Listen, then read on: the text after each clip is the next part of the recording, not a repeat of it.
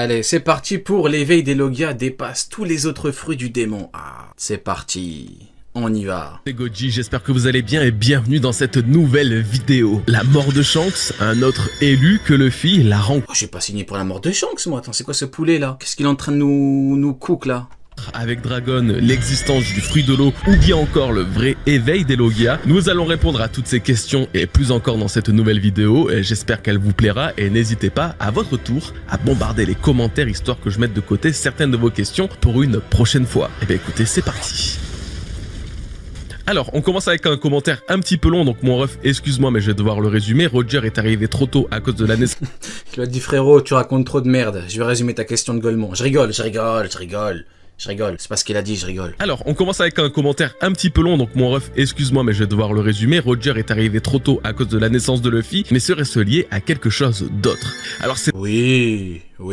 très bien pensé et t'as une partie de ta réponse dans ta question sans le vouloir. Déjà, faut savoir que le Toki... Il a dit on arrivait trop tôt, hein. Le problème de Roger, c'est qu'il était trop fort. Point faible, trop fort. Il était trop fort, il était trop bien entouré, il était inarrêtable. C'est le patron, hein. Il a fini le jeu beaucoup trop tôt, Roger. Tokinomi de Toki, du coup. Roger, il fait de la Formule 1, il a 9 tours à faire. Il fait tout, les autres, ils ont même pas encore terminé le premier tour. Comment vous voulez parler avec lui? Peut encore exister quelque part. Les autres, ils sont à 5 tours, il est déjà à l'hôtel en train de dormir, Roger. Ouais, non, c'est pas... Voilà, il a pu être consommé par quelqu'un depuis les 20 ans qui se sont écoulés, depuis sa disparition. Je trouve ça important de le noter, comme de noter que de très nombreux fruits du démon ayant... Bon, quand t'as le Seigneur des Ténèbres avec toi, qui est le roi des enfers, et Gaban qui est le grand ratiboiseur, c'est vrai que ça aide pas mal.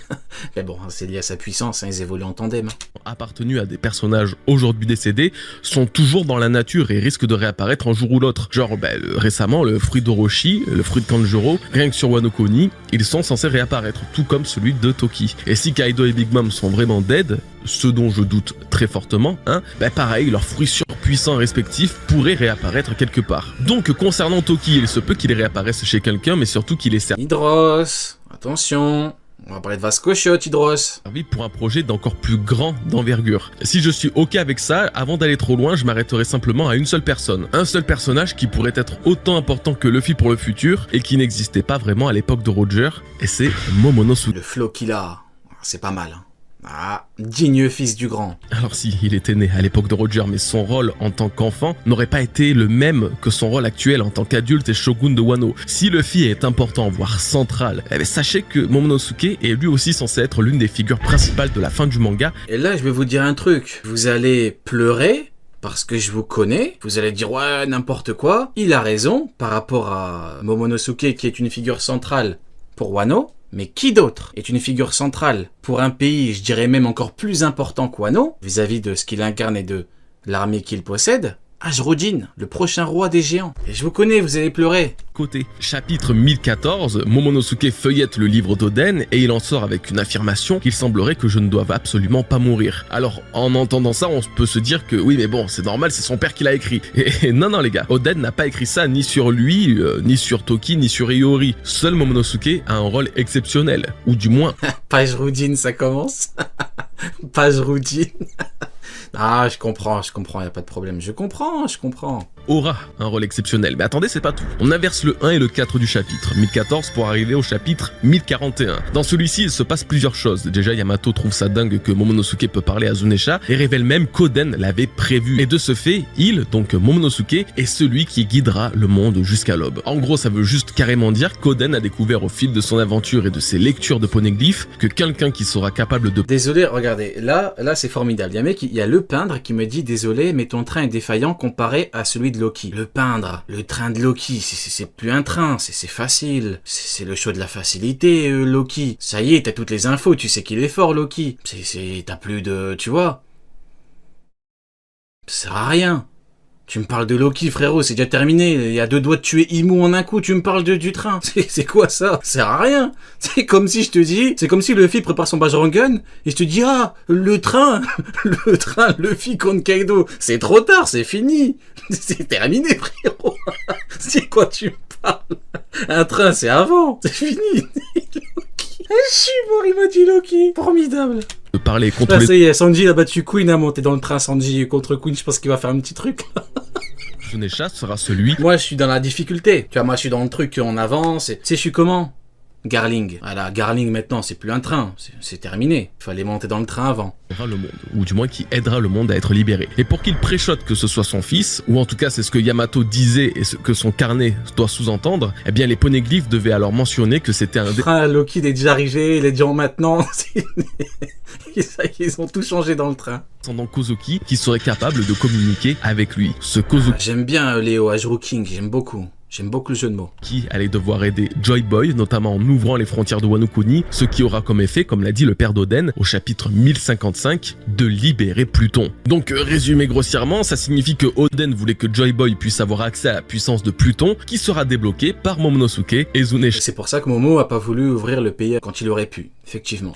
Rien que ça. Alors quand tu te demandes si Roger n'attendait finalement pas autre chose que Nika ou Joy Boy et que le fruit de Toki pouvait en être à l'origine, bah en fait t'as totalement raison. Parce que Joy Boy ne pourra apparemment pas mener son plan à bien sans Momonosuke, qui a justement voyagé 20 ans dans le futur par Toki. Finalement, Roger et Oden n'ont fait que donner un coup de pouce à la génération qui allait leur succéder. C'est un peu triste de se dire qu'à la fin on les... Je suis encore dedans, il est fou le peindre, il m'a dit le train de Loki, c'est un malade mental. Les oubliera un peu pour des Luffy, des... Fait chier quoi. Momonosuke qui seront considérés comme de véritables héros sauveurs du monde, alors que les anciens leur ont totalement ouvert la voie. Salut Goji, j'espère que tu vas bien, je vais très bien mon ref et toi. J'ai deux questions, penses-tu que Shanks va mourir dans l'œuvre? Shanks, je sais pas, mais Shanks, certainement. Penses-tu que Roger et... Ah, je suis un gamin. Penses-tu que Shanks va mourir dans l'œuvre? Penses-tu que Roger et Xebec, ou Shebek et Shtebest, connaissaient l'existence de Imu? Pas mal comme question. Shebek connaissait l'existence de Imu. La mort de Shanks est un sujet assez sensible en vrai et passionnant et sans tourner trop autour du pot. Ouais, je pense qu'il va mourir. En fait, je vois la chose assez simplement pour One Piece. Je me dis que Ace et Barbe Blanche ne seront pas les seules morts vraiment importantes et impactantes de l'œuvre. Et là, nous arrivons dans une guerre qui va littéralement détruire le monde. Tous les pirates, les marines, les révolutionnaires et j'en passe vont entrer dans une bataille qui sera également la dernière de One Piece. Donc oui, je m'attends à une ou plusieurs morts impactantes et je pense que Shanks peut totalement en faire partie. Il y a plusieurs arguments qui peuvent aller vers ce sens, comme par exemple la rivalité qu'il a avec Barbe Noire. On ne sait pas quel lien les unit tous les deux, mais Barbe Noire est un personnage qui provoque de grandes conséquences à chaque fois. Il est à l'origine de la capture et donc de la mort d'Ace. Pourquoi ne serait-il pas également à l'origine de la défaite de Shanks le Roux? Il y a aussi le symbole du chapeau de paille qui est très important. Pouvons-nous vraiment penser à un seul instant que Luffy va lui redonner son chapeau? Il ne lui rendra jamais, car il n'aura pas le temps de le faire et pourrait au pire lui déposer sur sa tombe, voire même l'offrir à son tour. C'est justement là, je pense, que le plus gros argument de la mort de Shanks réside, dans la possible existence de son enfant sur Fushia. Alors oui, là on est dans du conditionnel à 100%, hein. C'est que de l'hypothèse, même du fantasme, mais je trouve que c'est important pour bien théoriser sur la fin du manga d'imaginer également ce que sera l'ère qui suivra celle de Luffy. Après la fin de l'œuvre, après que Luffy ait libéré le monde, la Terre ne s'arrêtera pas de tourner pour autant. Les Mugiwara vont vieillir et de nouvelles têtes vont ressurgir pour assouvir un espèce de désir de liberté en prenant la mer, comme Luffy a fait en fait. Cette nouvelle ère sera en partie composée de jeunes enfants que nous avons pu voir au fil de l'aventure de One Piece, dont l'enfant de Makino, son fils. Voilà, Makino qui, je vous rappelle, est quand même la figure féminine originelle de One Piece, l'un des premiers personnages introduits dans l'œuvre, à qui Luffy a fait de surcroît une promesse. Je veux dire, c'est pas n'importe qui, et je trouverais pas ça con que scénaristiquement, son enfant soit celui de l'autre personnage introduit au même moment au chapitre 1, Shanks le Roux. J'ai même envie de dire, quel intérêt de coller un enfant à ce personnage venant de l'île du roi des pirates s'il n'est pas destiné à quelque chose dont par exemple hérité de la volonté de son père, le célèbre et légendaire Shanks le Roux. L'histoire se répéterait certes, mais Luffy ne pouvant rendre son chapeau à Shanks. Le problème, c'est qu'actuellement, imaginez l'infâme Barbe-Poire le tuer, c'est dur. À l'époque, quand Shanks n'avait pas fait toutes les dingueries qu'il a fait et qu'on connaît actuellement, bon, c'était l'un des trucs les plus connus, c'est Shanks, il va combattre Barbe Noire va le battre certainement en traître, et voilà, il va mourir. Il voit 10 secondes dans le futur, c'est le diable,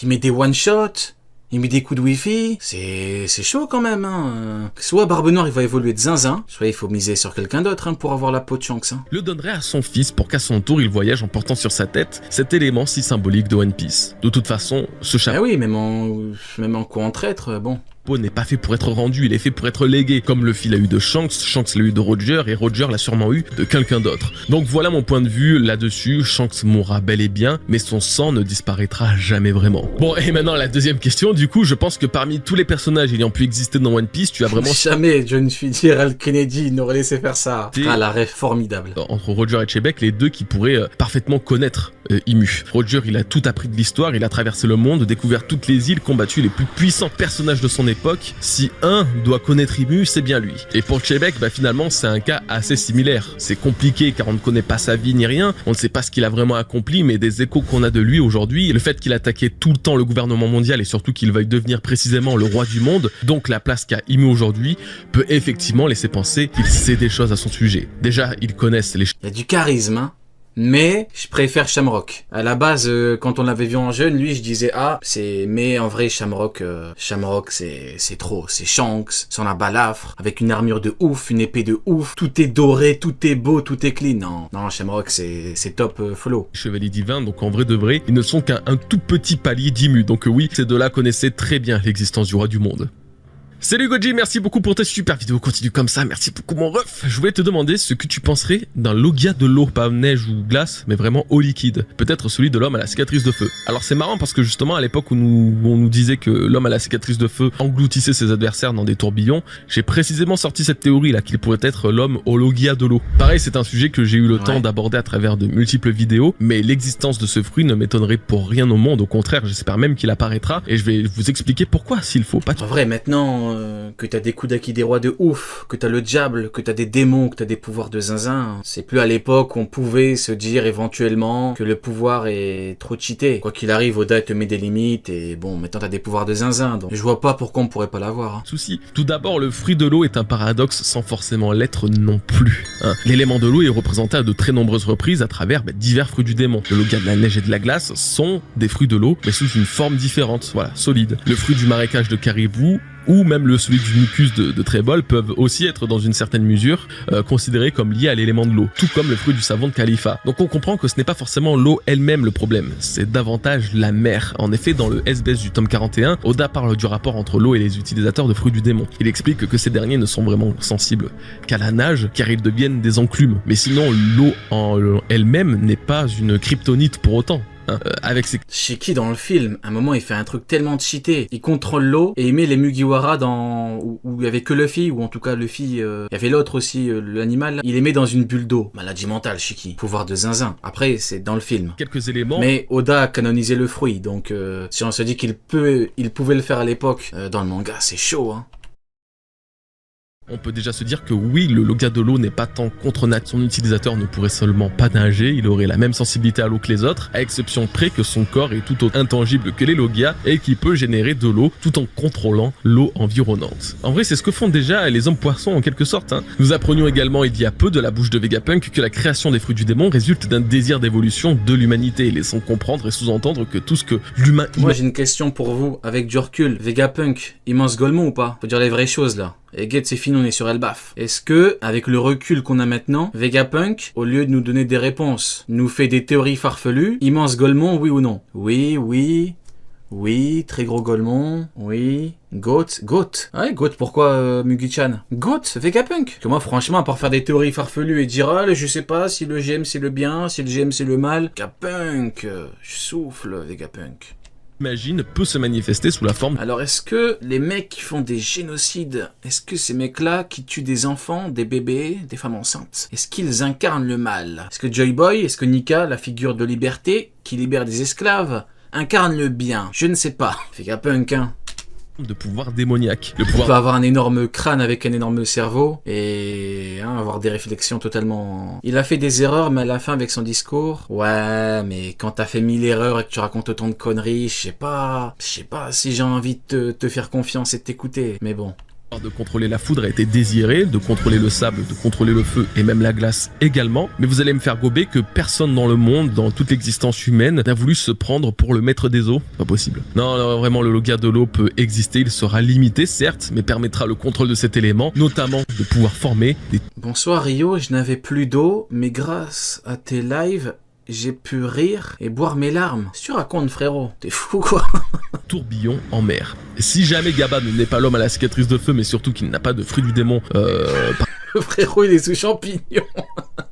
particulier, alors le gardien du Rod Poneglyph ultime, qui navigue sur un navire en coulant ses ennemis, serait l'homme possédant le fruit de nos convoitises. Oda préparerait l'apparition de ce Logia exceptionnel pour la fin de One Piece à travers celui possédant la dernière clé pour Laftel. Et je dois avouer que j'aurais quand même bien le seum si ce fruit du démon n'apparaît pas dans l'œuvre. Faudra vraiment qu'Oda me donne une giga bonne justification pour que je l'accepte tranquillement.